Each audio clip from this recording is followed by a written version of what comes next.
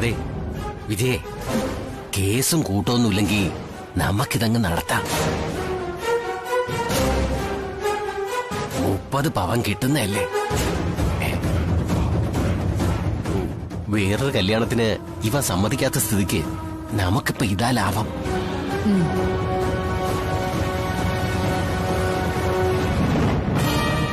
നമ്മുടെ ദാക്ഷിണ്യത്തിൽ കല്യാണം നടന്നു എന്ന് വന്നാ നമുക്ക് ഇനിയും പൊന്നും പണവും ഊറ്റാവല്ലോ. വിജയലക്ഷ്മി എന്റെ മകളുടെ ജീവിതം തകർക്കരുത്. തെറ്റാരുടേതായാലും ശിക്ഷ ഞാൻ ഏറ്റുവാങ്ങിച്ചോളാം. ഇപ്പൊ ഈ വിവാഹം നടന്നേ തീരും. ഒരു പെൺകുട്ടിയുടെ ജീവിതം തകർക്കണമെന്നൊന്നും എനിക്കില്ല. ഇതിന്റെ പേരിൽ എന്റെ മകനോ ഞങ്ങൾക്കോ കുഴപ്പങ്ങളൊന്നും ഉണ്ടാവില്ലെങ്കിൽ കല്യാണം നടത്താം.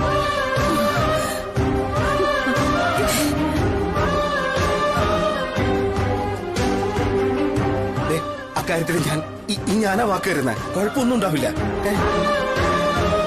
ആ കെട്ടുന്നെങ്കിൽ കെട്ട്. തിരുവേണി, ആ ചടങ്ങുകളൊന്ന് തുടങ്ങിക്കോളൂ. അല്ല, എന്തെല്ലാം നിൽക്കുന്നേ? ഇരിക്കൂ, ഇവിടെ കുഴപ്പമൊന്നുമില്ല.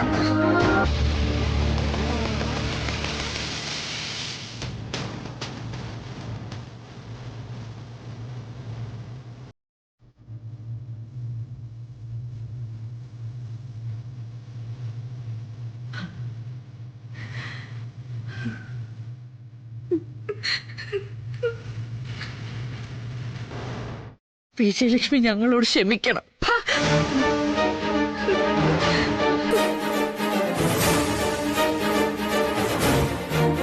ക്ഷമിക്കാൻ പറ്റുന്ന കാര്യമാണ് ഇവിടെ നടന്നത്. എന്റെ ജീവിതത്തിൽ ഇന്ന് വരെ ഞാൻ ഇത്ര അപമാനിക്കപ്പെട്ടിട്ടില്ല.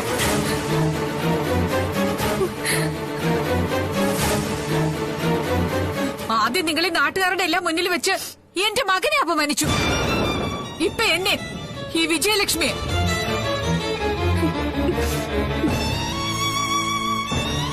ഇനി കല്യാണം നടക്കുമെന്ന് നിങ്ങൾ സ്വപ്നത്തിൽ വിചാരിക്കണ്ട. അയ്യോ,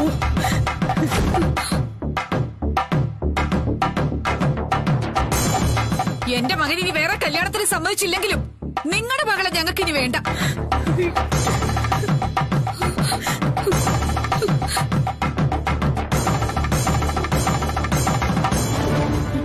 എന്റെ അമ്മ, ഞാൻ പറയുന്നൊന്ന് നീ പോടാ. നീ കണ്ടുനിന്നല്ലേടാ നാണം കെട്ടവനെ. എല്ലാം നിന്റെ പെറ്റമ്മയെ അപമാനിച്ചത്. കാൽ കാശിന് കൈ നീട്ടേണ്ടി വരുന്ന ബന്ധു ആലോചിച്ച ഇതാ ഫലം. മുന്നോട്ട് പോയാ ഇനി ഇത് തുടർന്നോണ്ടേയിരിക്കും.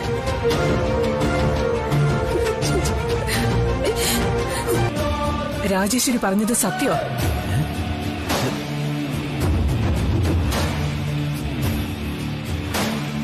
ശാലിനി പോളച്ചിന് പണയം വെച്ചതും അവളുടെ ചേച്ചിയുടെ കല്യാണത്തിന് പണം പൊടി പൊടിച്ചതും നമ്മുടെ വീടിന്റെ ആധാരം കൊണ്ട് തന്നെയാ. അതെങ്ങനെ ശരിയാവും? ഈ അങ്കിളിന് എന്താ ഇനിയും സംശയം? രാജേശ്വരിയും പോളച്ചനും പറയുന്നത് വിശ്വസിക്കണ്ട. ആമാന്റെ കള്ളം പറയോ? നെല്ലും പതിരും ഇന്നത്തോടെ തിരിയും രാഘവേട്ട. അവളെ കൊണ്ട് ഇതിനെല്ലാം മറുപടി പറയിച്ചിരിക്കും ഞാൻ.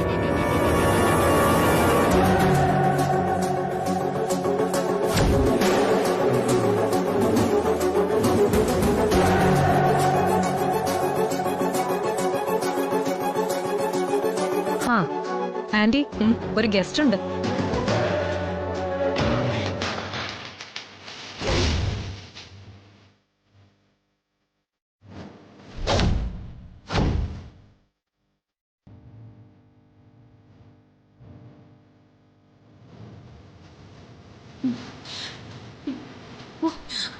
നിക്കവിടെ.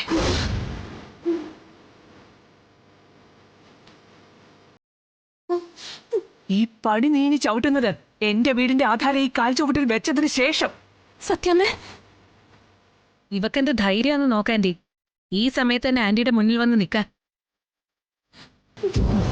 സുസ്മിതേ, ഹാമേ, ശാലിനിക്ക് പറയാനുള്ള എന്താന്ന് കേക്ക്. സത്യമ്മ, എന്നെ അകത്ത് പോവാൻ അനുവദിച്ചില്ലെങ്കിൽ എന്റെ ശാരികച്ചിയുടെ കല്യാണം നടക്കില്ല.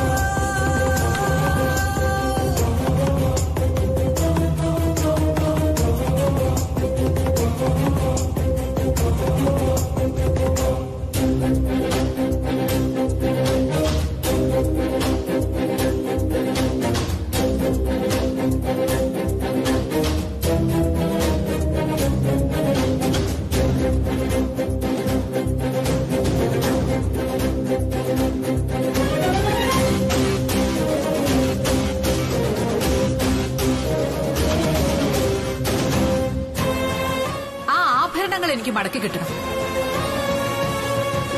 അത് കഴിഞ്ഞ് മാത്രം കല്യാണം. ഇതേ പന്തലിൽ ക്ഷണിക്കപ്പെട്ട ഇതേ ആൾക്കാർക്ക് മുന്നിൽ ഇന്ന് തന്നെ. 1 മണിക്കൂർ അത്രയുള്ളൂ നിനക്ക് സമയം. ആ 1 മണിക്കൂറിനുള്ളിൽ നിനക്ക് ആഭരണങ്ങൾ എത്തിക്കാൻ കഴിഞ്ഞില്ലെങ്കിൽ പിന്നെ ഈ കല്യാണം നടക്കില്ല.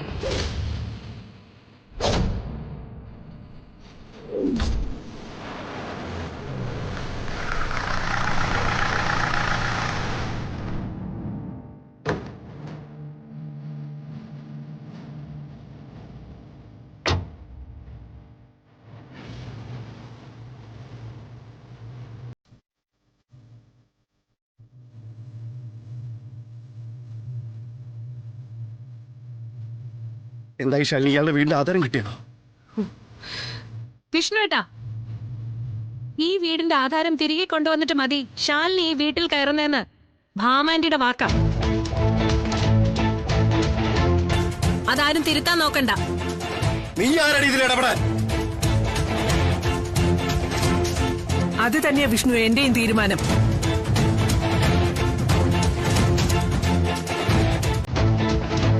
കള്ളം ചെയ്തവർക്ക് കൂട്ടു നിൽക്കണ്ട.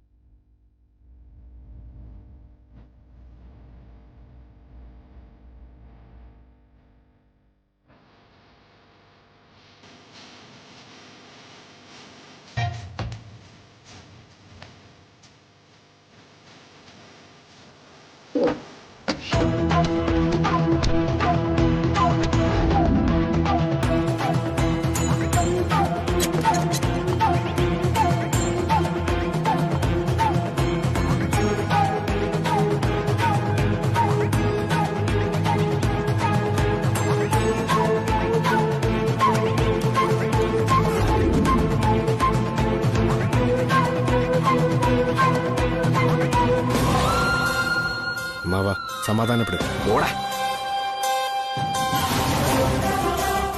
സമയം കടന്നുപോയിക്കൊണ്ടിരിക്കുക. വിജയലക്ഷ്മിയുടെ വാക്കിൽ മാറ്റമില്ല. വാ, പിടിക്ക്. ഇതോടെ അഴിച്ചേ. ഊര്.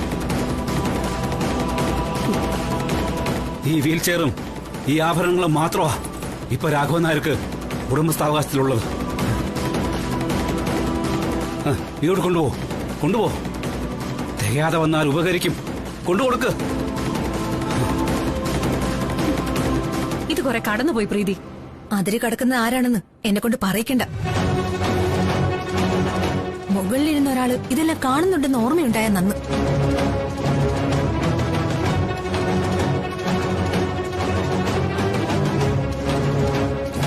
വിഷ്ണുട്ടാ, വാ പോവാം.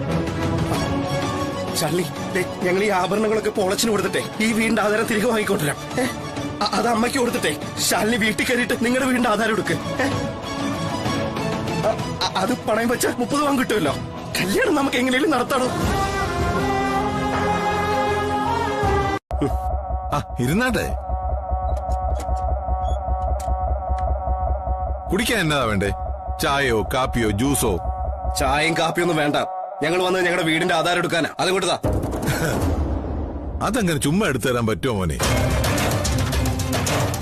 കാര്യം കബളിപ്പിക്കലാണെങ്കിലും 30 പവന് പുറമേ ഈ കല്യാണ ചെലവിനൊക്കെ ആയിട്ട് ഒരു 10 ലക്ഷം രൂപയും കൂടെ അങ്ങോട്ട് കൊടുത്തിട്ടുണ്ട് ഈ ആധാരത്തിന്റെ പുറത്ത്. അതിനുള്ള ഈടില്ലാതെ പോളച്ചിനെ പോലത്തെ ഒരു അറവുകാരന്റെ അടുത്തേക്ക് വരാനേ വിഷ്ണു അത്ര വിഡ്ഢിയൊന്നുമല്ല. അതങ്ങ് കൊടുത്തേ. ആഹാ, സ്വർണ്ണമാണല്ലോ. ഇതൊന്ന് തൂക്കി നോക്കുന്നതിന് വിരോധമൊന്നും ഇല്ലല്ലോ. പെട്ടെന്നൊന്ന് തൂക്കി നോക്കണം.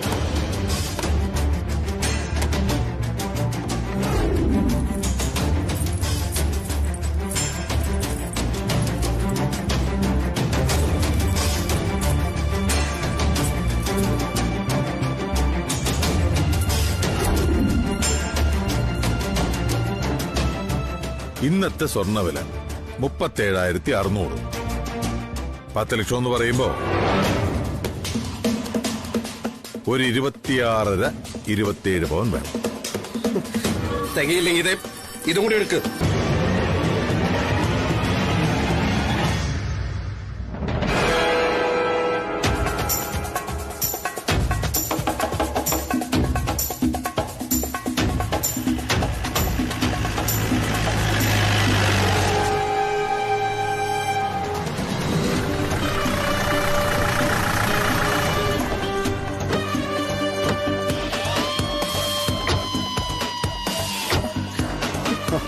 ശാലിനി ആധാരം തിരിച്ചെടുത്തു. ഇത് അമ്മയ്ക്ക് കൊടുത്ത് പെട്ടെന്ന് നീ നിന്റെ ആധാരം തിരിച്ചെടുക്കണം.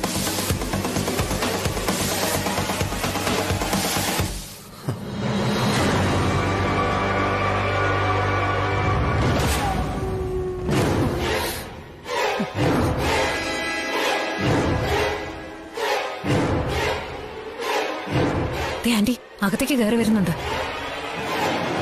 ആധാരം ഉണ്ടെങ്കിൽ അകത്ത് കിടക്കാന്നല്ലേ ഭാമ പറഞ്ഞിരുന്നത്. ശാലിനിയുടെ കയ്യിൽ ആധാരം ഉണ്ടെന്ന് പോയി നോക്ക്.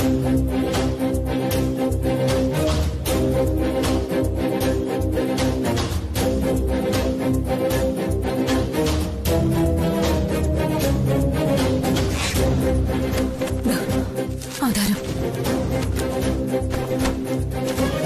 അത് തന്നെയാണോ നോക്കാം.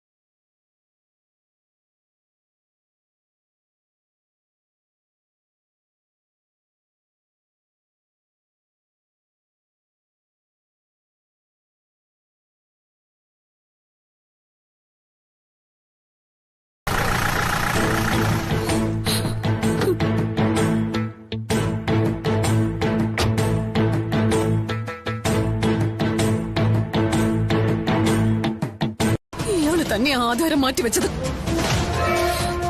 ഇയാളല്ലെങ്കിൽ പിന്നെ എന്തിനാ ആധാരം വാങ്ങിവെച്ച് വേണ്ടത് ചെയ്തു കൊടുക്കാൻ പോളച്ചനെ വിളിച്ചു പറഞ്ഞത്? അത് ശാലിനി സഹായിക്കാൻ വേണ്ടി മാത്രമായിരുന്നു. ആധാരം മാറിയത് അറിഞ്ഞിട്ടല്ല. ശാലിനിയുടെ വീടിന്റെ ആധാരം എന്ന് കരുതിയിട്ടാ അത് വാങ്ങി വെക്കാൻ ഞാൻ വിളിച്ചു പറഞ്ഞത്. എടോ, ഞാനത് വിളിച്ചു പറയുമ്പോ അയാളത് വേണ്ട രീതിയിൽ ചെയ്യുന്നു കരുതി. എടോ, തന്റെ ശാരദാമ്മയുടെ സങ്കടം കണ്ടിട്ടാ ഞാൻ അങ്ങനെ ചെയ്തത്. സന്തോഷം. ശാരദാമ്മയുടെ ശാലിനിയുടെയും സങ്കടത്തിനിപ്പോ പരിഹാരമായോ? എടോ, നോക്ക്, ശാരികേച്ചിക്ക് ആശിച്ചൊരു ജീവിതം കിട്ടാൻ വേണ്ടിട്ടാ തന്നെ പോലൊരു തെമ്മാടിയുടെ ഭാര്യയാവാൻ പോലും ഞാൻ തയ്യാറായത്. ശാലിനി, ഒരു പാവം എന്റെ ശാരികേച്ചി ഹോട്ടലും ചുറ്റുവട്ടമേ അത് ജീവിതത്തിൽ കണ്ടിട്ടുള്ളൂ. കുഞ്ഞായിരിക്കുമ്പോഴും ഒരു കളിപ്പാട്ടത്തിനോ ഒരു മിഠായി കഷ്ണത്തിനോ പോലും വേണ്ടി ചേച്ചി വാശി പിടിച്ചിട്ടില്ല. ആകെയുള്ളൊരു സ്വപ്നം രാജീവ് സാറുവത്തുള്ളൊരു ജീവിതമായിരുന്നു. അതും നേരിട്ട് വെളിയിൽ പറഞ്ഞിട്ട് പോലുമില്ല. അതിന്റെ ഉള്ളിൽ നിന്ന് ചികഞ്ഞെടുത്ത് മനസ്സിലാക്കിയതാ ഞങ്ങളൊക്കെ കൂടി. അത് നടക്കുന്നായപ്പോ എന്ത് സന്തോഷമായിരുന്നെന്നറിയോ ശാരികേച്ചിക്ക്? ആ സന്തോഷവും സ്വപ്നങ്ങളും ഒക്കെയാ നിങ്ങൾ ഒറ്റൊരുത്തം കത്തിച്ച് വെണ്ണീറാക്കിയത്. ചേച്ചിയുടെ അന്നത്തെ ആ കല്യാണ നിശ്ചയം മുതൽ എന്തൊക്കെയാ നിങ്ങൾ ചെയ്തു കൂട്ടിയെന്ന് ഒന്നാലോചിച്ച് നോക്ക്. രാജീവ് സാറിന് നിങ്ങൾ തല്ലിയത് പോലും അവര് ക്ഷമിച്ചതേ ഞാൻ കരഞ്ഞ് കാല് പിടിച്ചതുകൊണ്ടാ. ഇപ്പൊ ഇതും കൂടി ആയപ്പോഴേ എല്ലാം പൂർണ്ണമായി. ശാലിനി, ഞാനല്ല. മിണ്ടി പോയത്, മിണ്ടരുത്. ആധാരം മാറ്റിയത് നിങ്ങളാ. നിങ്ങൾ നേരിട്ട് അതല്ലെന്ന് പറഞ്ഞ് വീണ്ടും എന്റെ മുന്നിലേക്ക് ഒരു നുണക്കഥയായിട്ട് വരരുത്. നിങ്ങള് കാണണ്ട എനിക്ക് നിങ്ങള്. മാറിപ്പോതൂരേക്ക് എനിക്ക് പോണം.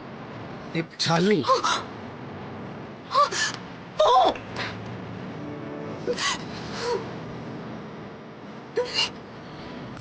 നീ പ്രേമിച്ചോണ്ട് കിടക്കണ പെണ്ണിനും വീട്ടുകാർക്കും അത് നന്നായി അറിയാം.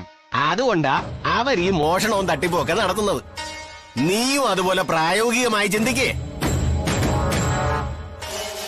മഹാറാണി ജുവലേഴ്സിലെ ചിദംബരം മുതലാളിയുടെ മകളുടെ കാര്യം തന്നെയാ ഞാനീ പറയുന്നത്. അവളെ കിട്ടിയ ശേഷിച്ച കാലം നിനക്ക് സുഖമായിട്ട് ജീവിക്കാം. ഈ വാദ്യാര് പണിക്ക് അലഞ്ഞു തിരിഞ്ഞ് നടക്കണമെന്നുമില്ല. മൂത്തവര് പറഞ്ഞത് കേൾക്കാത്തതിന്റെ ഫലമാ നീ ഇപ്പൊ അനുഭവിക്കുന്നത്. അവൻ ഇനി എതിരൊന്നും പറയില്ല കൃഷ്ണൻകുട്ടി ചേട്ടാ. നമ്മളെ ചൂണ്ടിക്കാട്ടുന്ന പെണ്ണിനെ തന്നെ അവൻ കിട്ടും. എന്നാ ഇപ്പൊ തന്നെ ഇറങ്ങിക്കോ. ഈ നശിച്ച നാട്ടില് ഒരു നിമിഷം കൂടി നിൽക്കണ്ട. എന്തായാലും ഒരുങ്ങി ഇറങ്ങിയതല്ലേ. തക്കലേക്ക് പോകുന്നതിനിടയിൽ ചിദംബരം മുതലാളിയെ ഞാൻ വിളിച്ച് സംസാരിക്കാം. അയാൾക്ക് സന്തോഷാവും. അയാളെ കുടുംബത്തിൽ പണമുണ്ട്, വിദ്യാഭ്യാസം ഇല്ല. ഒരു കോളേജ് ലെക്ചറെ മരുമകനായിട്ട് കിട്ടുക എന്ന് പറഞ്ഞാ അയാള് പൊന്നും പൂവും ഇട്ട് സ്വീകരിക്കും. തക്കലയിലെത്തി ഏറ്റവും അടുത്ത മുഹൂർത്തത്തിൽ തന്നെ നമുക്ക് പെണ്ണിനെ പോയി കാണാം. എന്താ, നീ കണ്ടിട്ടില്ലല്ലോ ചിദംബരം മുതലാളിയുടെ മോൾ സുവർണയെ? ഒന്ന് നിർത്തുന്നുണ്ടോ? മോനെ, ഞങ്ങള് പറയുന്ന ഒന്ന് മിണ്ടിപ്പോരുതാരും. ഇനിയൊരു അക്ഷരം മിണ്ടിപ്പോരുത്. ഞാൻ എന്താ ചെയ്യുന്നത് എനിക്കെന്നെ അറിയില്ല.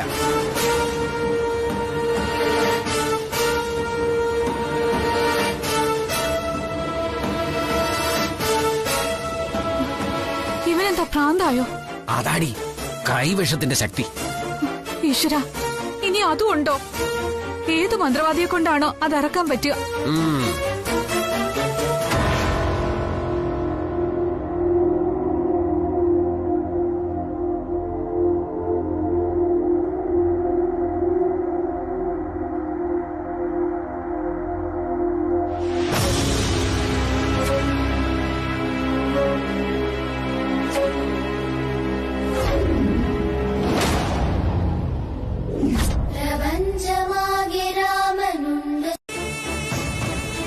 അമ്മേ, എന്താടി വേണ്ടത്?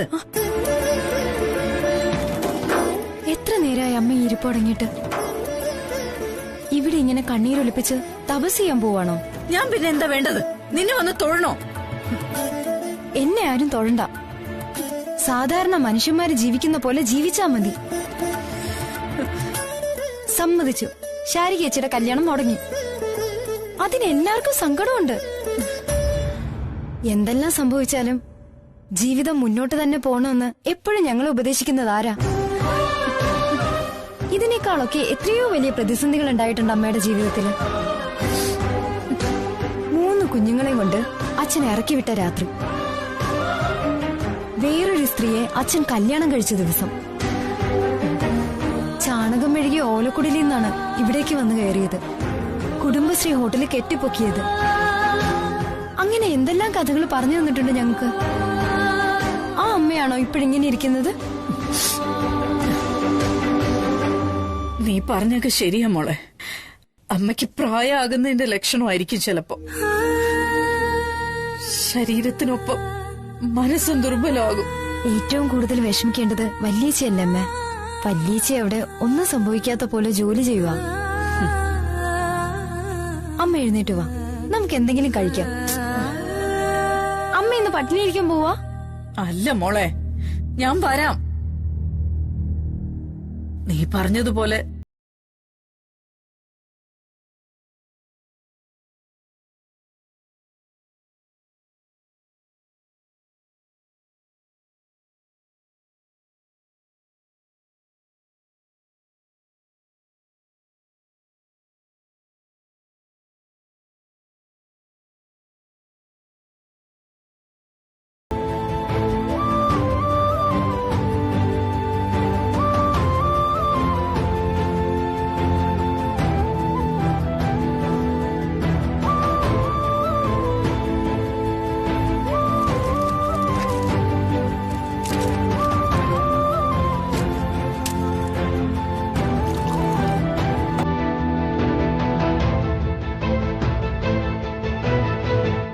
ശാലിനി ശാലിനി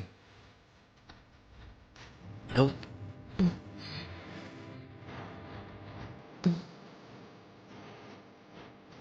എഴുന്നേക്ക് ഗുളിക കഴിക്കാം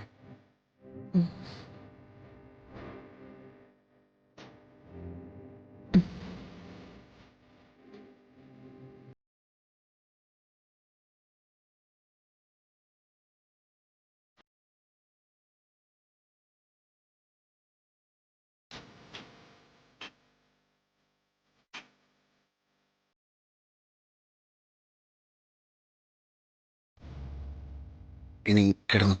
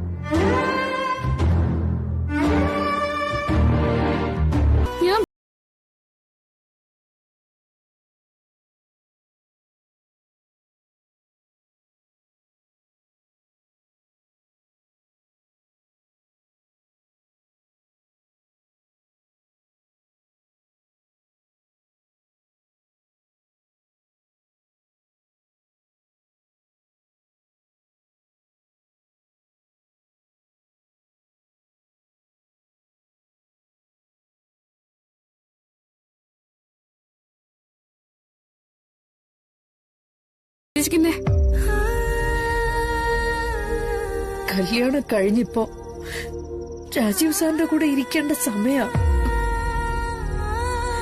അതേക്കുറിച്ചൊന്നും ഒരാലോചനയില്ലേ നിനക്ക്?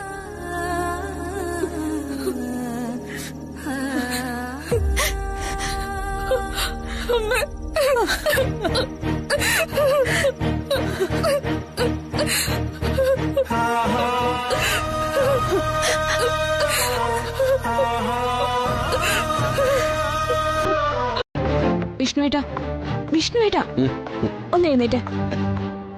ശാലിനി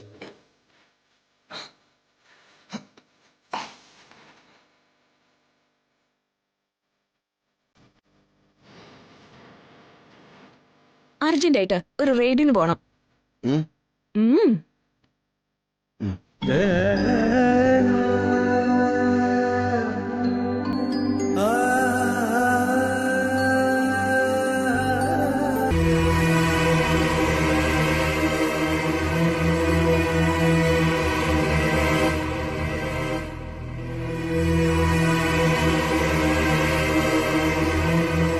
വീടിന്റെ ആധാരം എവിടെയെന്ന് ആലോചിച്ച് പുകയായിരിക്കും ഇപ്പൊ ശാലിനി. നിനക്കത് കിട്ടണമെങ്കിൽ എന്റെ കാൽക്കൽ വീണ് സമസ്ത അപരാധം പറയേണ്ടി വരും ശാലിനി.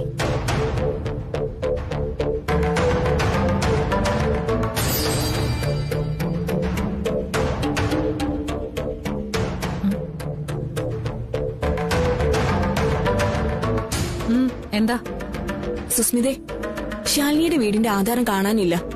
അതിന് അതൊന്ന് തപ്പിയെടുക്കണം. അതിന് സുസ്മിത ഒന്ന് സഹായിക്കണം. വാ വിഷ്ണുവേട്ടാ. അല്ല, ഞാനെങ്ങനെ സഹകരിക്കണം എന്നാ തപ്പാൻ കൂടണോ? സുസ്മിത അത്രയ്ക്കൊന്നും ബുദ്ധിമുട്ടണ്ട.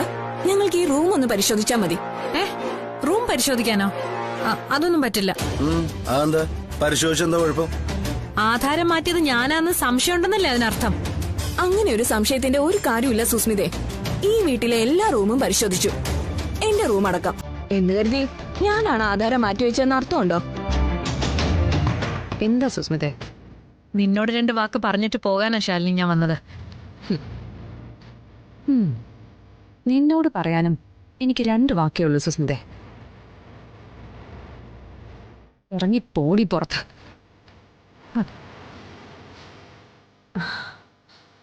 പക്ഷേ ഇതൊന്നും പറയാൻ എന്റെ സംസ്കാരം അനുവദിക്കുന്നില്ല സുസ്മിതേ. ശത്രുത സമത്വമുള്ളവരോടെ പാടുള്ളൂ എന്ന് കണ്ടുപിടിച്ചിട്ടേ സ്വർണ്ണക്കടയുടെ പരസ്യമായിട്ട് നടക്കുന്ന നിന്റെ അമ്മയല്ല, തലയിലെ വിവരവും വെളിച്ചമുള്ളവർ പറഞ്ഞതാ.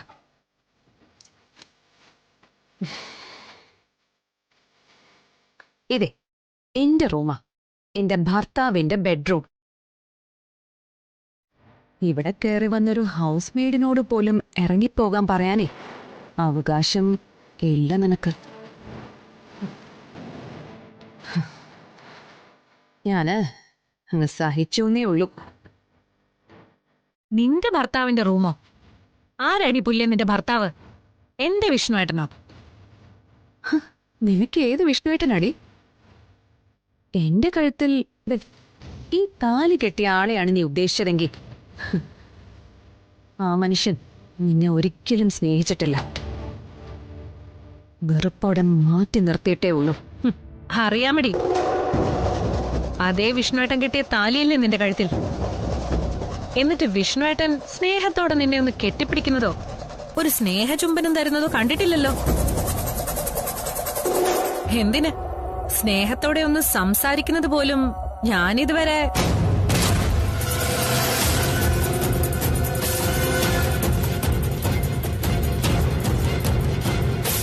എടി പുല്ലേ, നീ ഇപ്പൊ നുഴഞ്ഞു കയറി വന്ന ഈ ബെഡില്ലേ, അതിലിരിക്കേണ്ടത് ഞാനാ. വിഷ്ണുവേട്ടനെ കെട്ടിപ്പിടിച്ച് ഒരു ഉമ്മ കൊടുക്കേണ്ടതും കൂടെ ഉറങ്ങേണ്ടതുമായിട്ടുള്ള ആൾ. അവിടെ ആവശ്യമില്ലാതെ പറ്റിപ്പിടിച്ച് കിടക്കുക നീ. നാണം ഉണ്ടെങ്കിൽ ഇറങ്ങി പോടി പുറത്ത്. നീ ഇറങ്ങിപ്പോയാ വിഷ്ണുവേട്ടന്റെ ഒരു കുഞ്ഞിനെ പ്രസവിച്ചു തരും 1 വർഷത്തിനുള്ളിൽ ഞാൻ.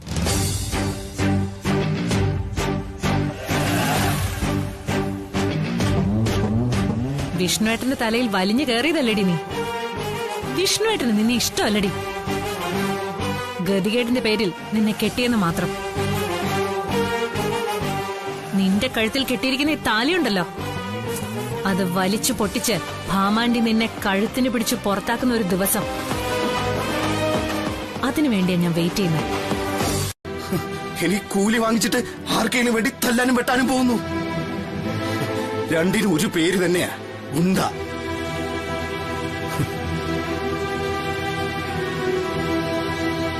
മുക്കാചക്രത്തിന്റെ ഗുണ്ടെന്ന് പലപ്പോഴും പരിഹസിച്ചിട്ടുണ്ട് ശാലിനി. അത്ര പോലും വിലയില്ലെന്ന് സ്വന്തം അമ്മ മനസ്സിലാക്കി തന്നു. വെറും ഒരു കാവൽ നായ.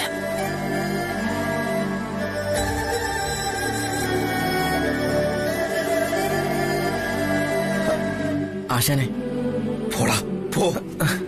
വിഷ്ണു ആരും വേണ്ടടാ, ആരും.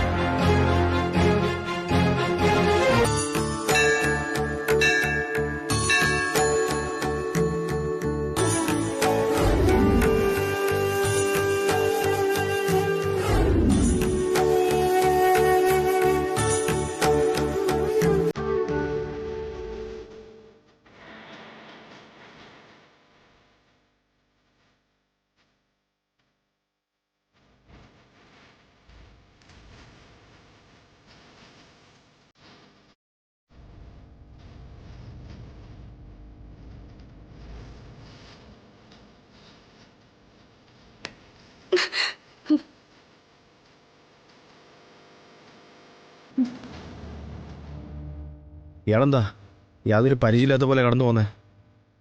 പരിചയം പുതുക്കലിന്റെ ആവശ്യം ഇനിയില്ല സർ. മനസ്സിലായില്ല.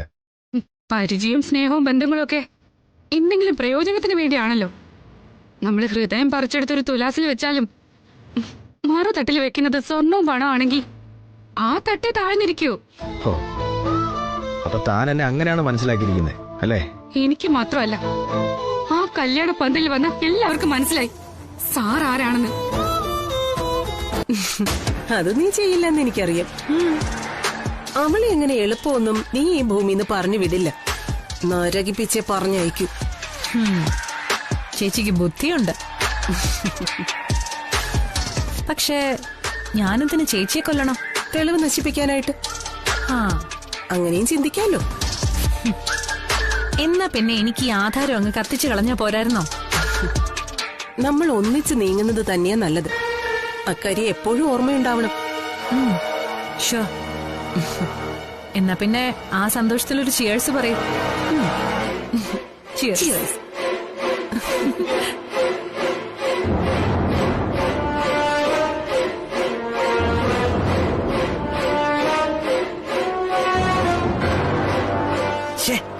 ആശ ഫോൺ എടുക്കുന്നില്ലല്ലോ.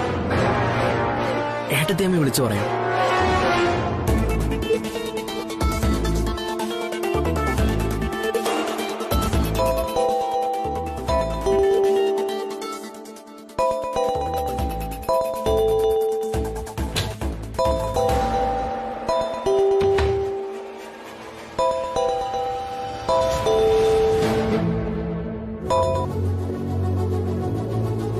ഹലോ ഹലോ ഏട്ടത്തേമ്മേ, ഞാൻ കമലനാ.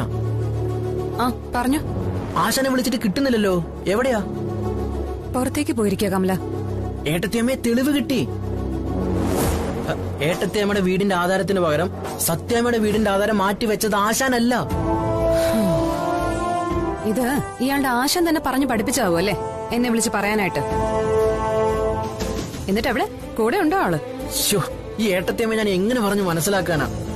ആ സുസ്മിതയാ ഏട്ടത്തേമ്മയുടെ ആധാരം മാറ്റി വെച്ചത്. സുസ്മിത? അതെ ഏട്ടത്തേമ്മേ, എന്റെ കയ്യിൽ അതിനുള്ള തെളിവുണ്ട്. ഒരു വീഡിയോ, അത് ഞാനിപ്പോ അയച്ചുതരാം.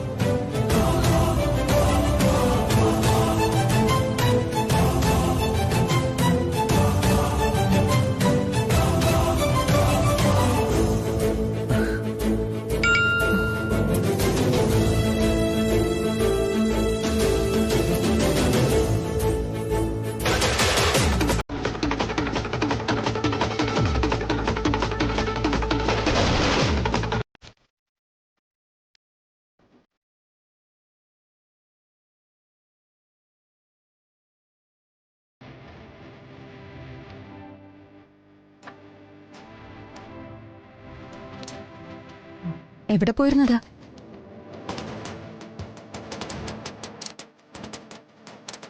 ഇയാളോട് തന്നെയാ? ഞാൻ പുറത്തുനിന്ന് പോയതാ. അതെ, എന്തെങ്കിലും കഴിച്ചതാണോ? അല്ല, എന്തെങ്കിലും കഴിച്ചതാണോന്ന്? അല്ല, നല്ല ചൂട് ഇഡ്ഡലിയും ചമ്മന്തി ഉണ്ട്, എടുക്കട്ടെ? ഞാൻ പുറത്തുനിന്ന് കഴിച്ചു. പനി കുറവില്ലേ കണ്ടേ? കുറവല്ല, പനി വിട്ടെന്ന് തന്നെ പറയാം. നന്നായി ഒന്ന് വിയർത്തു. എന്നാലേ ഒരു കോഫി എടുക്കട്ടെ? കോഫി കുടിക്കാം. അച്ഛന്? നിന്റെ കൈ കൊണ്ടുള്ള കോഫിയല്ലേ, എത്ര വേണേലും കുടിക്കാം.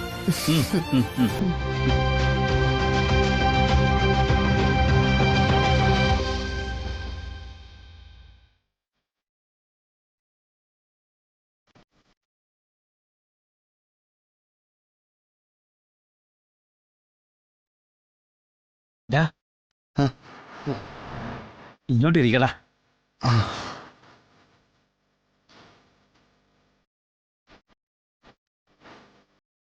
ഇരിക്കടാ.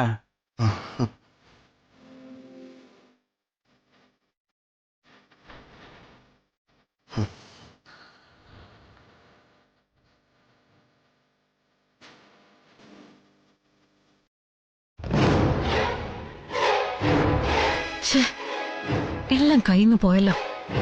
എങ്ങനെയാ ഇനി ഇതിനൊന്നും തലയുരുക? ആ വീഡിയോ എങ്ങനെയാ അവളുടെ കയ്യിൽ കിട്ടിയത്? അതിനേക്കാൾ വലിയൊരു തെളിവ് വേണം. റെസ്റ്റോറന്റിൽ വെച്ച് രാജേശ്വരിയെ കാണാമെന്ന് പറഞ്ഞത് തന്നെ മണ്ടത്തരായിപ്പോയി.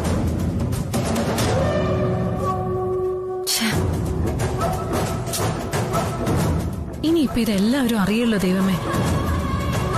ആന്റിയുടെ വീടിന്റെ ആധാരം പണയം വെച്ച് ശാലിനിയെ പ്രതിയാക്കാൻ ഞാൻ നാടകം കളിച്ചൂന്ന്. ഞാൻ കുറ്റക്കാരിയും ശാലിനി വിശുദ്ധയുമാകും. ഇനിയിപ്പൊ ഈ വീട്ടിൽ നിൽക്കാൻ പറ്റുമെന്നും തോന്നുന്നില്ല. ആന്റി എന്നെ അടിച്ചു പുറത്താക്കുന്ന ഉറപ്പാ. ഇനി എങ്ങനെ വീട്ടിലേക്ക് കയറി ചെല്ലും? ഒരാന മടയത്തരം കാട്ടി ഈ സ്വത്തെല്ലാം നഷ്ടപ്പെടുത്തിന്ന് വന്നാ അമ്മ എന്നെ അടിച്ചു പുറത്താക്കും.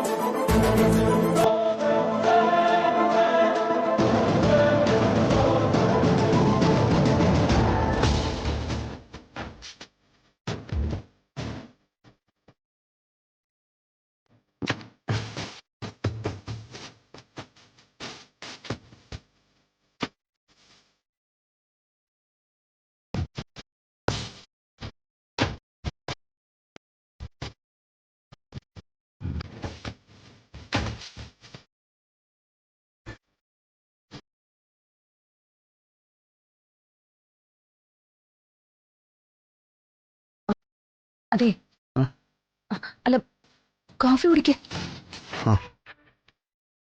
കുടിച്ചോ, ഞാൻ പറഞ്ഞോളാം. അത് പിന്നെ ആധാരത്തിന്റെ കാര്യം ഞാൻ പറയാൻ വന്ന്. ശാലിനി, ഞാനത് അറിഞ്ഞതല്ല.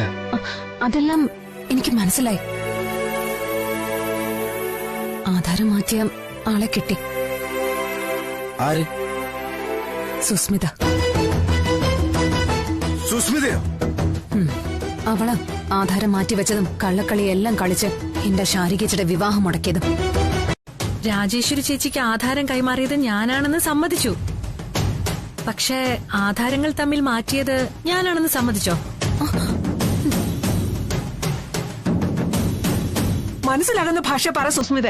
ശാലിനിയുടെ വീടിന്റെ ആധാരം ഇവിടെ എത്തുന്നതിന് മുമ്പ് എവിടെയാ ഇരുന്നേന്ന് ഇവളോടൊന്ന് ചോദിച്ചു നോക്കാൻഡി. രാജേശ്വരി ചേച്ചിയുടെ വീട്ടില്.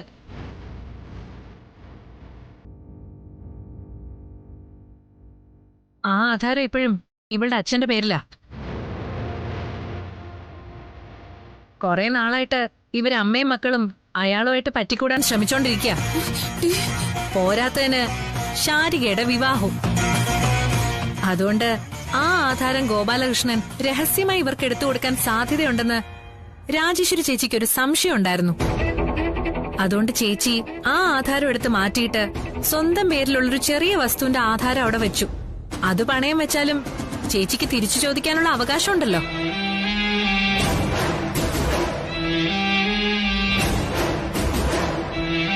ഈ പ്രശ്നങ്ങളൊക്കെ കഴിഞ്ഞപ്പോ ആ ആധാരം ശാലിനിയുടെ മുറിയിന്ന് തന്നെ എനിക്ക് കിട്ടി. ആധാരത്തിലെ പേര് രാജേശ്വരി ചേച്ചിയുടേതായതുകൊണ്ട് ഞാൻ അവരെ വിളിച്ച് വിവരം അറിയിച്ചു. ചേച്ചിയോടുള്ള വിരോധം കൊണ്ട് ശാലിനി അത് കീറിക്കളയുമെന്ന സംശയത്തിൽ പെട്ടെന്ന് അത് കൊണ്ടുപോയി കൊടുക്കാൻ അവരെന്നോട് പറഞ്ഞു. ആധാരം തിരികെ കൊടുത്തതിനാ രാജേശ്വരി ചേച്ചി താങ്ക്സ് പറഞ്ഞത്.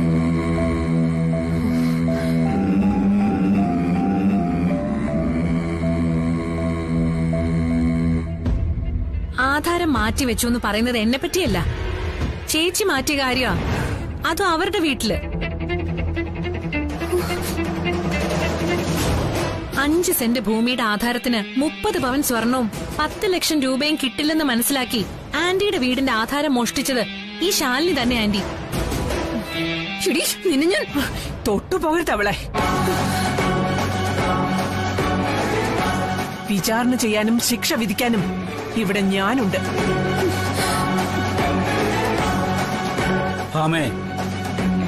ഇവള് പറയുന്ന കള്ളക്കഥകൾ മുഴുവൻ നീ തൊണ്ട തൊടാതെ വിഴുങ്ങുകയാണോ? ഒരാള് കുറ്റം ചെയ്തെന്ന് ഉറപ്പാക്കാതെ ശിക്ഷ വിധിക്കാനാവില്ല രാഘവേട്ട. സുസ്മിത തന്നെയാണ് ആധാരം മാറ്റിയെന്നതിന് തെളിവെന്തെങ്കിലും ഉണ്ടെങ്കിൽ പോയി അതും കൊണ്ട് വാ. അപ്പൊ നോക്കാം ബാക്കി. കോളേജിലോ സ്കൂളിലോ ആശുപത്രിയിലോ പറ്റില്ല. അവിടെ ഒരുപാട് പഠിപ്പുള്ളവരാ ജോലി ചെയ്യുന്നത്. മില്ലിലോ കൂപ്പിലോ കമ്പനിയിലോ തരാമെന്ന് വെച്ചാ ആ പണിയൊന്നും മോൻ ശരിയാവില്ല. അജരൻ, എന്ത് ജോലി ചെയ്യാനും ഞാൻ തയ്യാറാ. മോൻ എന്ത് ജോലിയും ചെയ്യാൻ തയ്യാറായിരിക്കും. മോനെ കൊണ്ട് അത് പറ്റുകയും ചെയ്യും. സത്യാമ്മയുടെ മോനെ കൊണ്ട് കൂലിവേല ചെയ്യിക്കുന്നു നാട്ടുകാര് പറഞ്ഞ ഹാജിയാരൊക്കത് കുറച്ചില്ല. അപ്പോ ചുരുക്കി പറഞ്ഞ സത്യാമ്മയുടെ മകനോട് ജോലിയില്ല. കയ്യിൽ നിന്ന് എപ്പോഴും ഒരു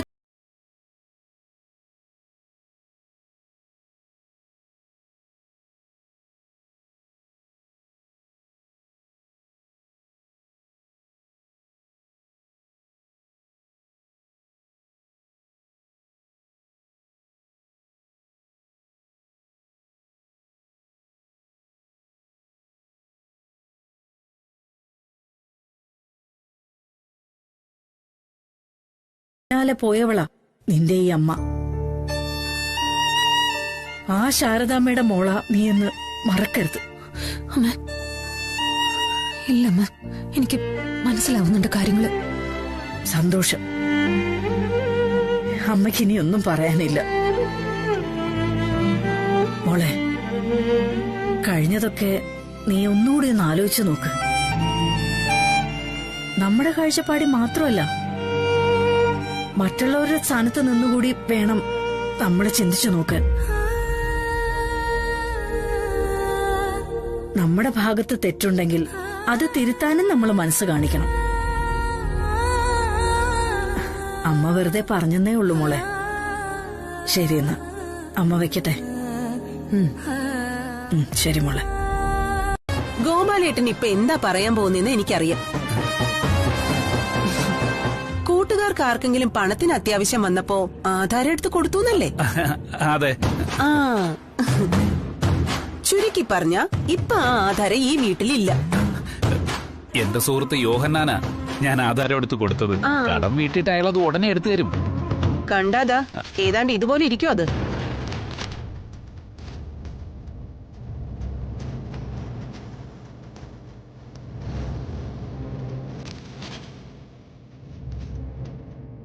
നിങ്ങള് യോഹന്നാന് കൊടുത്ത ആധാരം. അപ്പൊ നീ കൂടി ചേർന്ന ശാരികയെ ചതിച്ചതല്ലേ? ചതിച്ചു.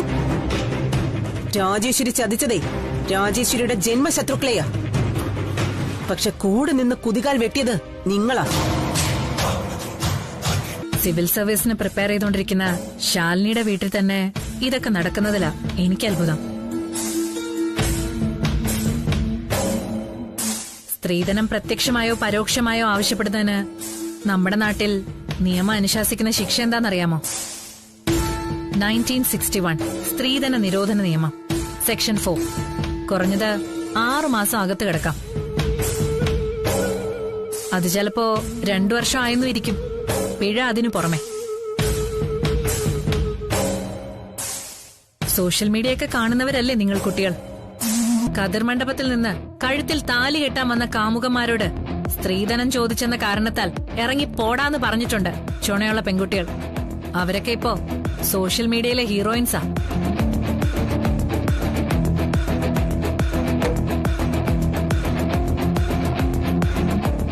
അതിനൊന്നും കഴിയാതെ പോയല്ലോ കുട്ടി നിനക്ക്. നീ മാത്രമല്ല, നിന്റെ കുടുംബം മൊത്തം അപമാനിക്കപ്പെട്ടു. എന്റെ അമ്മാവനടക്കം നാട്ടുകാരെല്ലാവരും സാക്ഷികളാ. നീ പരാതി തരണമെന്നില്ല. കണ്ടു നിന്നവരാരെങ്കിലും ഒരു കടലാസിൽ എഴുതി തന്നാ മതി. സംഭവിച്ചതെല്ലാം നീ പോലീസിനും കോടതിക്കും മുന്നിൽ തുറന്നു പറയണമെന്ന് മാത്രം. പറഞ്ഞതിനേക്കാൾ കൂടുതൽ ശിക്ഷ വാങ്ങിച്ചു കൊടുക്കാൻ ഞാൻ അവർക്ക്. തയ്യാറുണ്ടോ നീ? മോളെ, മോളിപ്പോ കുറച്ച് നിയമങ്ങളുടെ കാര്യമൊക്കെ പറഞ്ഞല്ലോ. അതേക്കുറിച്ചൊന്നും വിവരമില്ലാത്ത ആളാ ഞാൻ. ആകെ അറിയാവുന്നത് മനുഷ്യബന്ധങ്ങളെ കുറിച്ച് മാത്ര. രാജീവ് സാറിനെ ശാരിക ഇഷ്ടപ്പെട്ടു പോയി. ആ ഇഷ്ടത്തിന്റെ തൂക്കം എത്രയെന്ന് ചോദിച്ചാ പറയാൻ പറ്റുമോ? സ്ത്രീധനം ചോദിക്കാത്തവരുമായിട്ട് വിവാഹം നടത്താം. പക്ഷേ ശാരികയ്ക്ക് രാജീവ് സാറിനെ മാത്രമാണ് ഇഷ്ടമെങ്കിലോ? പണം കൊടുത്തില്ലെങ്കിലും അവളെ ഒരു പൊട്ടക്കിണറ്റിലേക്ക് തള്ളിയിടുന്നത് പോലെ ആവില്ലേ അത്? നിങ്ങളുടെ നിയമത്തിന്റെ ഭാഷയിൽ സ്ത്രീധനം എന്നൊക്കെ പറയും. പക്ഷെ പ്രസവിച്ച് പാലൂട്ടി വളർത്തിയ ഒരു കുഞ്ഞിനെ മറ്റൊരു വീട്ടിലേക്ക് പറഞ്ഞയക്കുമ്പോ നമ്മൾ സമ്പാദിച്ചതിൽ ന്യായമായ ഒരു ഓഹരി അവൾക്കും കൊടുക്കണ്ടേ ശ്രീമോളെ? അതോ സ്ത്രീധനം കൊടുക്കുന്നത് ശരിയല്ലെന്ന് പറഞ്ഞ് ഉടുവസ്ത്രം മാത്രമാക്കി പടിയിറക്കി വിടുവോ?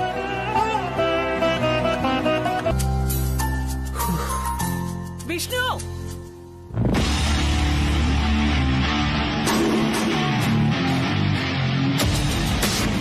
വിഷ്ണു, വിഷ്ണു. ഭാമേ, നീ എന്താ കാര്യമെന്ന് പറ.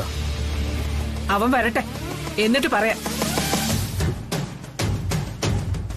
വിഷ്ണു,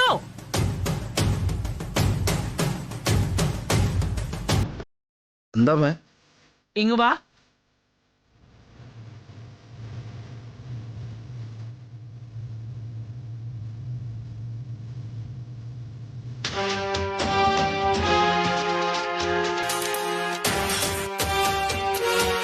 എന്താ മേ? ഞാനൊരു കാര്യം അറിഞ്ഞു.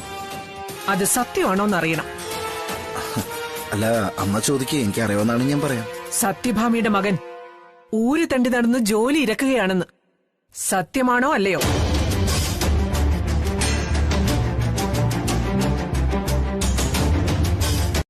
ഇനിയെങ്കിലും എനിക്ക് സ്വന്തമായിട്ടൊന്ന് ജീവിക്കണമെന്നുണ്ടമ്മേ.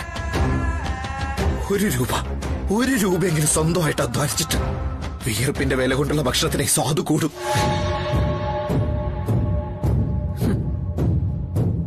ഇത്രയൊക്കെ അടച്ചു വെച്ചിട്ടുണ്ടായിരുന്നു എന്റെ മോന്റെ ഉള്ളില്. ശരി, എന്റെ മോൻ ആരുടെ അടുത്ത ജോലി അന്വേഷിച്ചു പോയത്? മുഹമ്മദ് ഹാജിയുടെ അടുത്ത്. ഒരുപാട് ബിസിനസ് ഒക്കെ ഉള്ള ആളാ ഹാജിര്. അയാൾ വിചാരിച്ച മാന്യമായിട്ടുള്ള ശമ്പളമുള്ള ജോലിയൊക്കെ എനിക്ക് കിട്ടും. പക്ഷെ അമ്മ എന്തെങ്കിലും കുഴപ്പമൊപ്പിക്കുന്നുള്ള പേടി അയാൾക്ക്. അല്ലെങ്കിൽ ഇന്ന് തന്നെ എനിക്ക് ജോലി കിട്ടിയാനെ.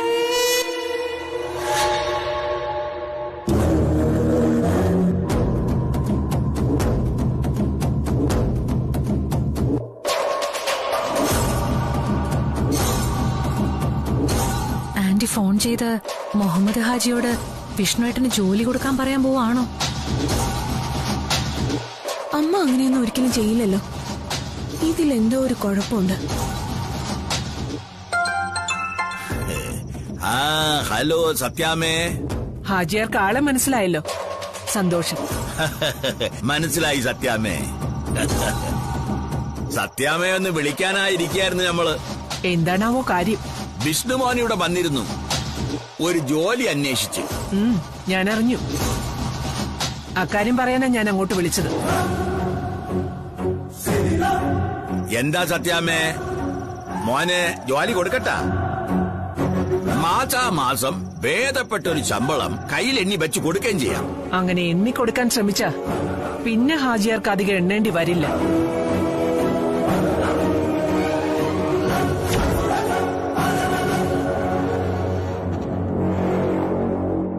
തടിമില്ലും കമ്പനിയും അടക്കം എല്ലാം ഞാൻ പൂട്ടിച്ചു കളയും. ഈ സത്യഭാമ ഒരു രാത്രി ഇരുട്ടി വെളുക്കുന്നതിന് മുൻപ്. സത്യാമേ, ഇനി ഹാജിയാർക്ക് തീരുമാനിക്കാം വിഷ്ണുവിന് ജോലി കൊടുക്കണോ വേണ്ടയോ എന്ന്.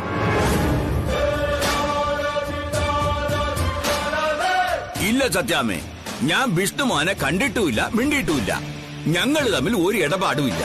അങ്ങനെയാണെങ്കിൽ ഹാജിയാർക്ക് കൊള്ളാം.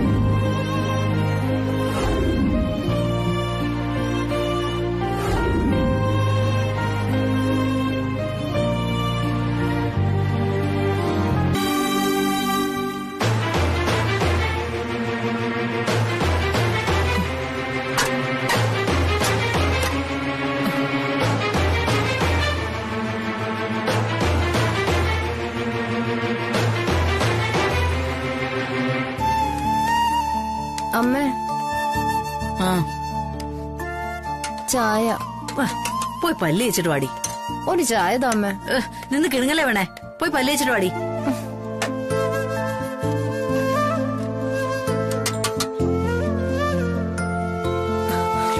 ശാരദാമ്മേ. ഓ, ഇന്നലെ രാത്രി ഹോട്ടല് പൂട്ടിയില്ലായിരുന്നോ? പൂട്ടിയില്ലേ? ആ, വാതിൽ തുറന്നു കിടക്കുന്നു. എല്ലാ ദിവസവും ശാരികയാണല്ലോ ഹോട്ടൽ പൂട്ടുന്നത്. ഇന്നലെ പൂട്ടിയെന്ന് ചോദിച്ചപ്പോ അവളൊന്നും പറഞ്ഞൂല്ല. ഞാൻ വിചാരിച്ചു പൂട്ടി കാണൂന്ന്. ഓ, ഇനിയിപ്പോ പൂട്ടിയില്ലെങ്കിലും ഒരു കുഴപ്പമില്ല. കൊറേ പാത്രങ്ങളും സ്റ്റൗവും ഗ്യാസൂറ്റിയും 4-5 ബെഞ്ചും ഡെസ്കും അല്ലേ ഉള്ളൂ. അതാർക്ക് വേണം? അതല്ല ശാരദാമ്മ, ഒരു കുഴപ്പമുണ്ട്. കുഴപ്പോ? എന്താടി? ഒന്നിങ്ങോട്ട് വന്നേ. വന്നേ, വാ. എന്തുവാ?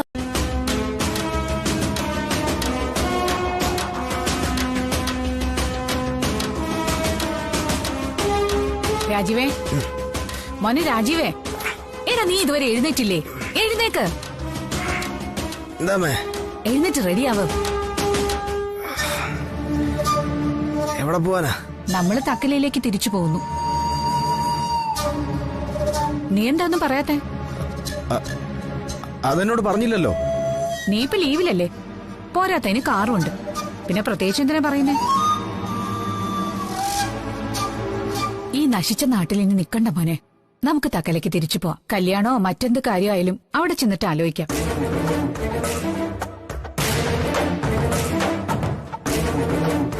നീ എന്തു പറയുന്നു?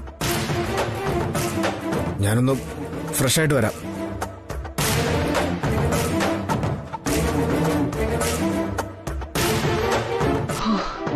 ആശ്വാസായി. അവന് നല്ല ബുദ്ധി ഉദിച്ചെന്ന് തോന്നുന്നു.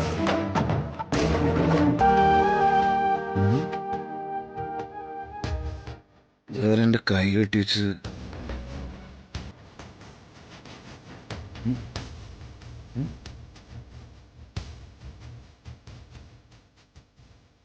സോറി.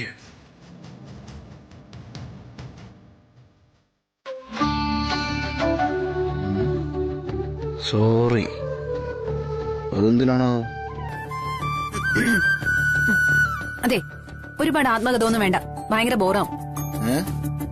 അതെ, പറയാനുള്ള കാര്യം മോത്തോക്കി പറയുന്നതാ എനിക്കിഷ്ടം. അല്ലാതെ ചിലര് ചെയ്യുന്ന പോലെ തുണിയിലും ബോർഡിലും ഒക്കെ എഴുതി വെച്ച് പോവാനല്ല. പറയാനുള്ള കാര്യം നേരെ ചൊവ്വേ പറയാൻ അറിയാത്തതുകൊണ്ടാണല്ലോ ആ കൈ ഇടിച്ചു പൊട്ടിച്ചത്.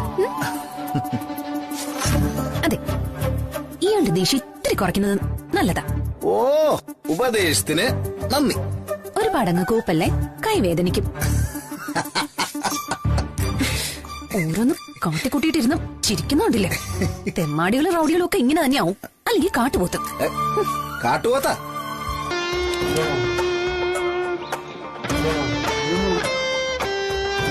അവൻ ഇതുവരെ റെഡിയായില്ലേ വിജയലക്ഷ്മി? ഇവന്റെ കാര്യം പെണ്ണുങ്ങളെക്കാൾ കഷ്ടമാണല്ലോ. ആ, നീ റെഡിയായോ? അല്ല, നിനക്ക് ഡ്രസ്സൊന്നും എടുക്കാനില്ലേ? ഇല്ല.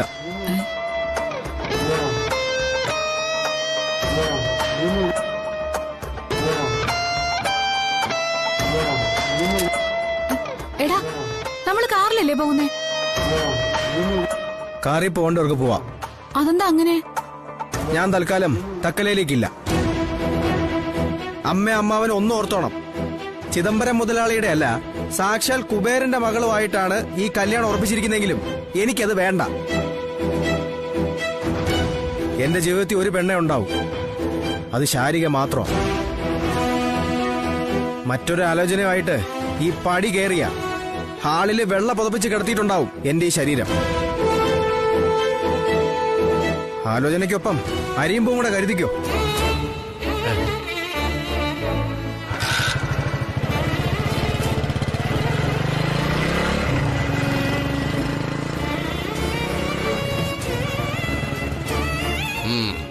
കൈവശം. അയ്യോ ഈശ്വര, അവനിനി എന്തെങ്കിലും അവിവേകം കാട്ടുവോ?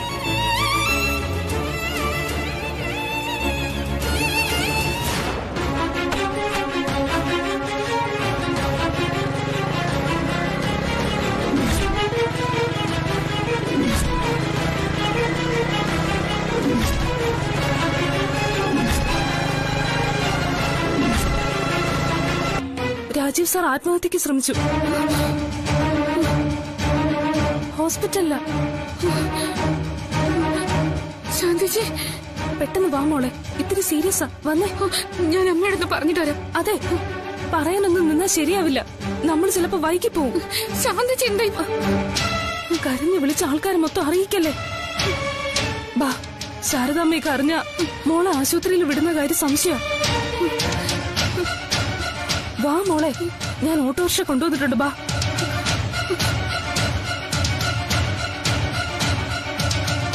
ദേ, കുറച്ചു നേരത്തേക്ക് മിണ്ടരുത്. ഭഗവാനിൽ മനസ്സർപ്പിച്ച് നന്നായി പ്രാർത്ഥിച്ചു. ചേച്ചി അത് വന്നേ. ചേച്ചി വാ. ചേച്ചി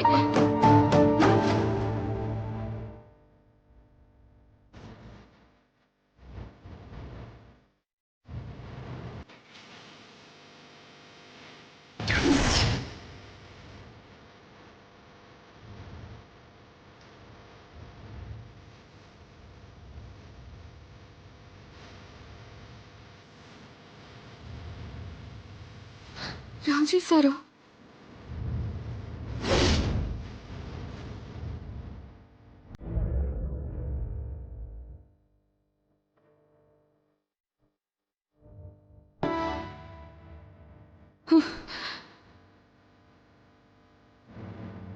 സാറിന് കുഴപ്പമൊന്നുമില്ലല്ലോ? ഇല്ല.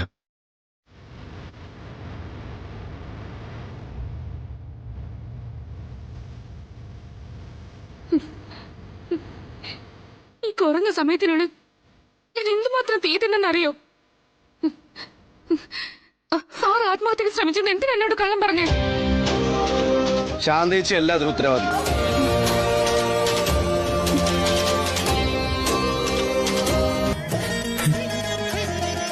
ശാരിക ഇഷ്ടപ്പെടുന്ന ഒരാളെ വിവാഹം കഴിക്കുന്നതിൽ എവിടെയാ ചതി? രാജീവ് സാറായിട്ടുള്ള ബന്ധത്തിന് ശാരദാമ്മ സമ്മതം മൂളിയതല്ലേ?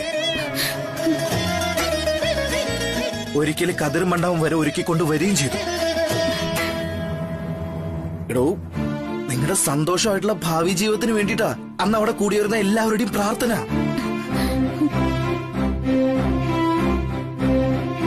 ഇപ്പോഴും ആ ബന്ധത്തിന് ഒരു മാറ്റം ഉണ്ടായിട്ടില്ലല്ലോ.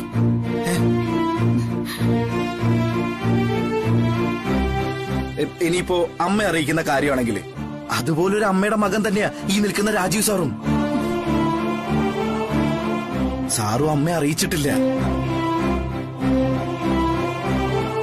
എടോ, സാറ് തന്നെ നേരത്തെ പറഞ്ഞതുപോലെ ആ അമ്മയ്ക്കുണ്ട് മകനെ പറ്റി ആഗ്രഹങ്ങളും പ്രതീക്ഷകളും എല്ലാം.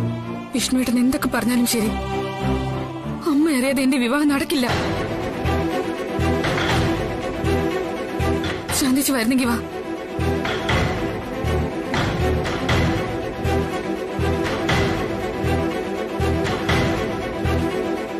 ശാരിക ഒന്ന് നിന്നേ.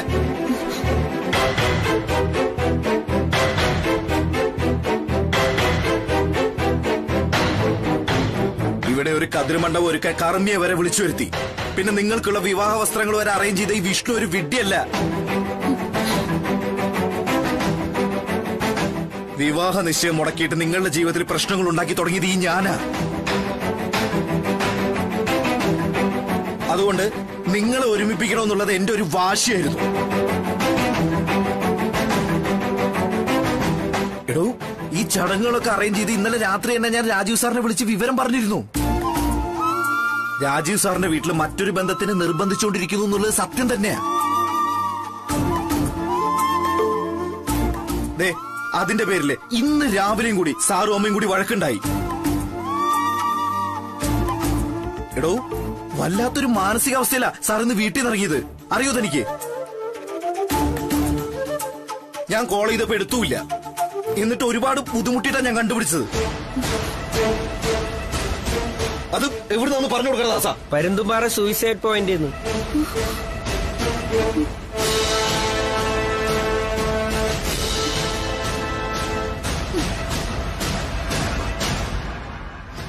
എടോ, ശാന്തേച്ചി പറഞ്ഞതിൽ പാതി കള്ളുള്ളൂ. സാറിന് ആ സമയത്ത് എന്തെങ്കിലും അവിവേകം മനസ്സിൽ തോന്നിയിരുന്നെങ്കിൽ ആ കള്ളപ്പോ സത്യം വരുന്നില്ലേ? ഒരുപക്ഷെ സാറിന് നമുക്ക് നഷ്ടപ്പെട്ടു പോയേനെ.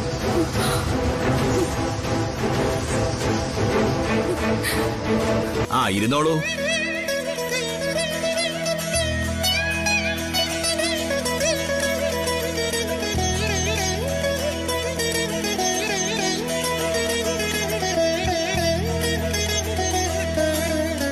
ഇനി താലി കെട്ടിക്കോളൂ.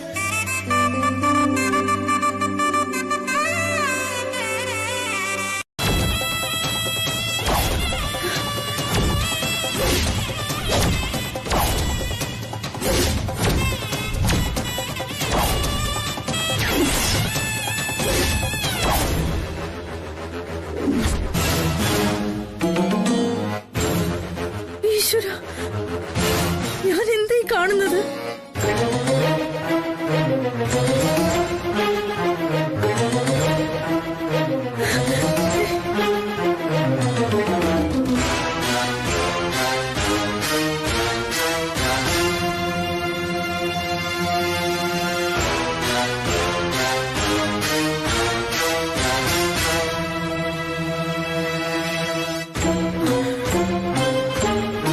ഞങ്ങളുടെ വിവാഹം കഴിഞ്ഞമ്മേ. സാറിന്റെ അമ്മ വിജയലക്ഷ്മി അറിഞ്ഞോണ്ടാണോ ഇത്? അല്ല. അയ്യോ, എങ്ങനെ, എവിടെ വെച്ചായിരുന്നു വിവാഹം? അമ്പലത്തിൽ വെച്ച് താലി കെട്ടി. മുഹൂർത്തവും സമയമൊക്കെ നോക്കി തന്നെ ചെയ്തത്. കല്യാണം നടത്തി തരാൻ കർമ്മി ഉണ്ടായിരുന്നു. ഓഹോ, ഇത്രയും കുബുദ്ധി സാറിന്റെ തലയിൽ ഉദിച്ചതാകാൻ വഴിയില്ലല്ലോ. വേറെ ആരും ഉണ്ടല്ലോ ഇതിന് പിന്നെ.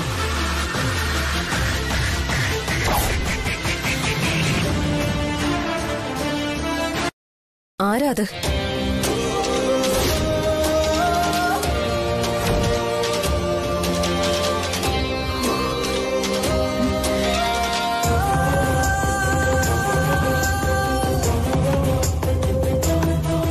അതെ, അവരെ ഒന്നും പറയണ്ട. ഞാനാ രണ്ടുപേരും ഒന്നിപ്പിച്ചേ.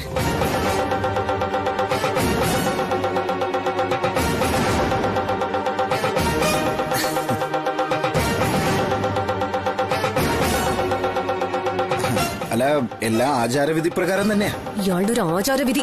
ഇയാളോട് ആരാ പറഞ്ഞു ഇതൊക്കെ ചെയ്യാൻ? അല്ല ശാലിനി, ഞാൻ കാരണല്ലേ ശാരികയുടെ കല്യാണ നിശ്ചയം മുടങ്ങിയത്. അവിടെ മുതലല്ലേ എല്ലാ പ്രശ്നങ്ങളും തുടക്കം. അപ്പോ കല്യാണത്തോടെ എല്ലാ പ്രശ്നങ്ങളും കൂടി തീരുമെന്ന് കരുതി. പ്രശ്നങ്ങൾ തീരാനോ? ഇനിയാ കൂടുതൽ പ്രശ്നങ്ങൾ ഉണ്ടാവാൻ പോകുന്നത്.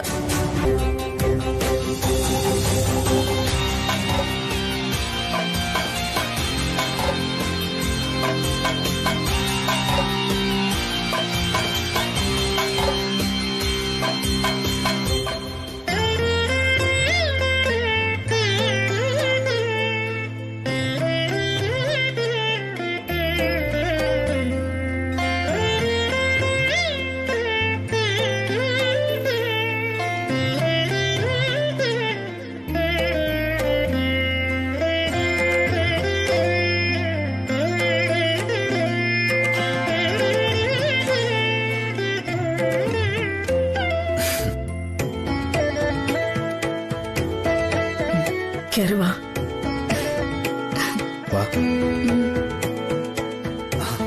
വേഗം നടന്നോ.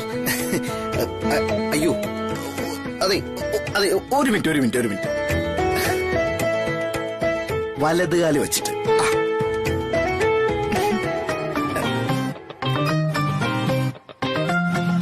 അല്ല, ഈ ഇടതുകാല് വെക്കുന്നതിനേക്കാൾ നല്ലതാണല്ലോ ഈ വലതുകാല് വെക്കുന്നത്. വലതുകാല് വെച്ച് കയറിക്കോ. ആ, കയറിക്കോ. കേറി വാ മക്കളെ.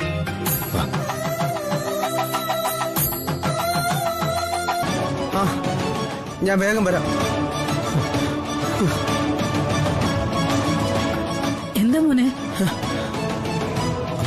അമ്മയ്ക്ക് ഹാർട്ട് അറ്റാക്ക് ഉണ്ടായിരുന്നു.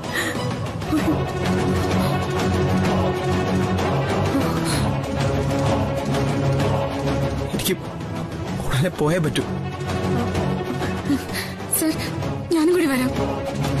വേണ്ട ശാരികേ, അവിടെ ചെന്ന് സാഹചര്യങ്ങൾ എന്താണെന്ന് ഞാനൊന്ന് നോക്കട്ടെ. അത് ഞാൻ അയാളെ വിളിക്കാം. അല്ല മോനെ, ഇങ്ങനെ അങ്ങ് പോവാന്ന് പറഞ്ഞ? അമ്മേ, സാഹചര്യം എനിക്ക് മനസ്സിലാവുന്നുണ്ട്. പക്ഷെ എനിക്ക് പോയേ പറ്റൂ. അവിടെ വേറെ ആരുമില്ല. അമ്മയെ കാര്യങ്ങൾ പറഞ്ഞ് മനസ്സിലാക്കി ഞാൻ ശാരികയെ കൂട്ടിക്കൊണ്ട് പൊക്കോളാം. ശരി മോനെ, പോയിട്ട് വാ.